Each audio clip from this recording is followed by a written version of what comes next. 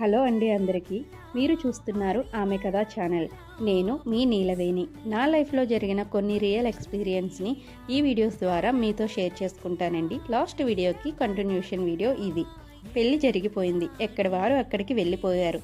తెల్లవారితే సత్యనారాయణ స్వామి వారి వ్రతం. నన్ను మా వారిని నిద్రపోవద్దని చెప్పారు. కాబట్టి తెల్లారేంత వరకు నేను మా వారు మేల్కొనే ఉన్నాం. ఉదయం సత్యనారాయణ స్వామి వారి వ్రతం విజయవంతంగా పూర్తయింది. ఇంకా మా అమ్మ పెద్దమ్మ వాళ్ళు కూడా నన్ను విడిచిపెట్టి వెళ్లాల్సిన టైం వచ్చింది. కళ్ళు రెప్పలు పడిపోతున్నాయి. నిద్ర ముంచుకొస్తుంది. వాళ్ళు వెళ్తున్నారనే విషయాన్ని కూడా గమనించలేకపోతున్నాను. చాలా సమయం పడుకున్న తర్వాత నా చెవిలోకి కొన్ని నవ్వులు వినబడుతున్నాయి. నేను లేచి కూర్చున్నాను. మా వాళ్ళు కట్నంతో పాటు కొన్ని కానుకలు కూడా ఇచ్చారు నాకు.